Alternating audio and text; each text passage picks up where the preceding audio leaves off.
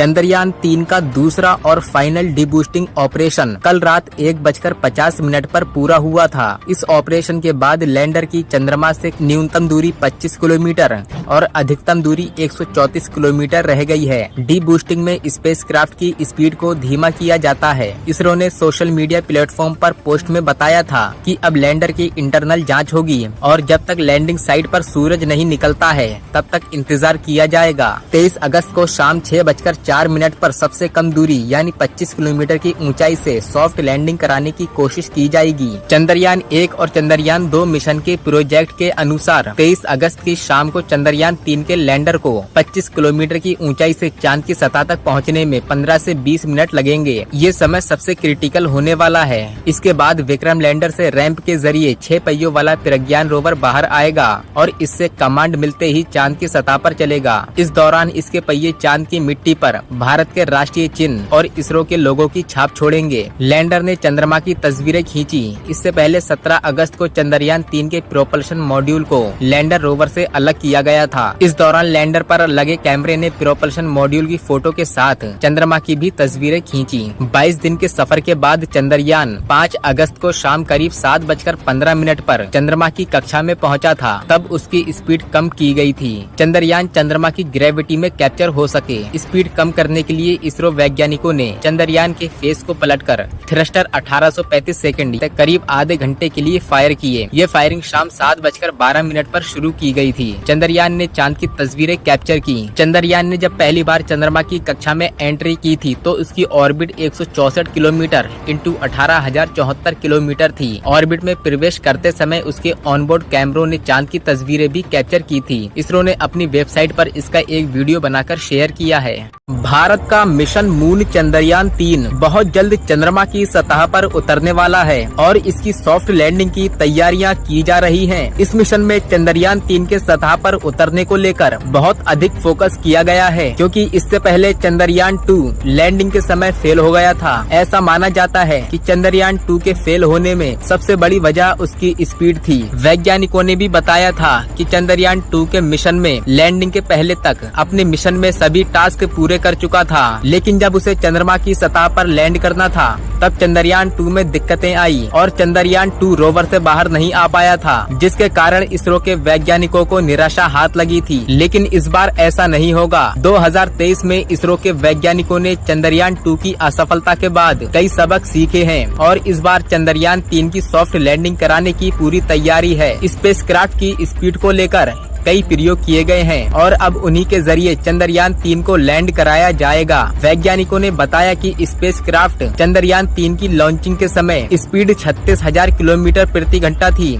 वहीं जब इसे ऑर्बिट में पहुंचाया जाता है तब इसकी स्पीड 6,000 किलोमीटर प्रति घंटा रखी जाती है। इस स्पीड को धीरे धीरे बहुत कम कर दिया जाता है। लैंडिंग के समय स्पेसक्राफ्ट की गति करीब 11 किलोमीटर प्रति घंटा रखी जाएगी। वैज्ञानिकों का कहना है कि स्पेसक्राफ्ट की गति को ब्रेक लगाने के लिए थ्रस्ट का इस्तेमाल किया जाता है। इसमें इंजन को थ्रस्ट दिया जाता है और उसके जरिए स्पीड को कम किया जाता है। चंद्रयान 2 के समय इसी थ्रस्ट देने में गड़बड़ी हो गई थी और पूरा मिशन फेल हो गया था। चंद्रयान 2 की लैंडिंग के पहले उसकी स्पीड को कम करने के लिए थ्रस्ट दिया गया था, लेकिन ये ज्यादा थ्रस्ट के कारण गड़बड़ी हो गई थी। उस समय चंद्रयान 2 की लैंडिंग फेल हो गई थी। वैज्ञानिकों ने इस बार थ्रस्ट को लेकर कई बातों का ध्यान रखा है। वो स्पीड कम करने के लिए थ्रस्ट का ही प्रयोग करेंगे, लेकिन साथ ही कई संभावनाओं को ध्यान में रखते हुए उनके हल भी सोचे गए हैं। इस बार थ्रस्ट को लेकर खास प्लान तैयार किया गया है और इस बार हमारा चंद्रयान 3 हर हाल में सॉफ्ट लैंडिंग करेगा। भारत के चंद्रयान 3 मिशन के बाद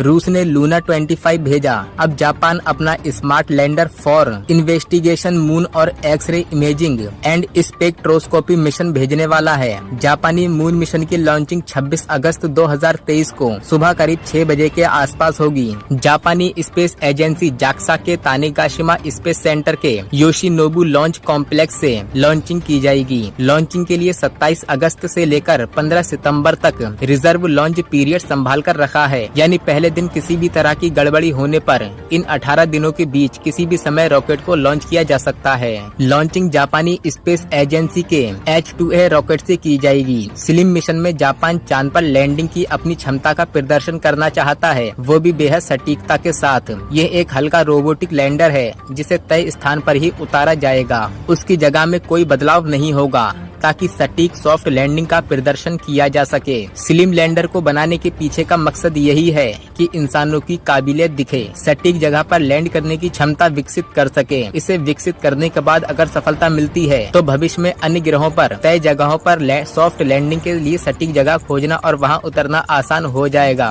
इस साल चंद्रमा पर 2 और मिशन जाने वाले हैं, दोनों अमेरिका भेजेगा। इसमें से एक तो सिर्फ इसलिए है कि वो चांद पर डिलीवरी कर सके। नासा के इस मिशन का नाम कॉमर्शियल लूनर पेलोड सर्विसेज है। इसके अलावा नासा लूनर ट्रेलब्लेजर मिशन भेजेगा।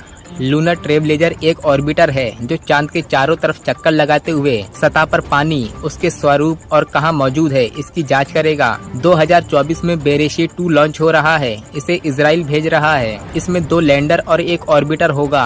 ऑर्बिटर मदरशिप होगा। लैंडर चांद के 2 अलग अलग हिस्सों में उतारे जाएंगे। अमेरिका 2024 में ही वाइपर यानी वोलाटाइल्स इन्वेस्टिगेशन पोलर एक्सप्लोरेशन रोवर भेजा जाएगा। ये चांद के अंधेरे वाले हिस्से में और दक्षिणी ध्रुव पर संसाधनों की खोज करेगा। 2025 में नासा आर्टेमिस 2 लैंडर को चांद पर उतारेगा। इंसान को 50 साल बाद पहली बार चांद की सतह पर उतारा जाएगा।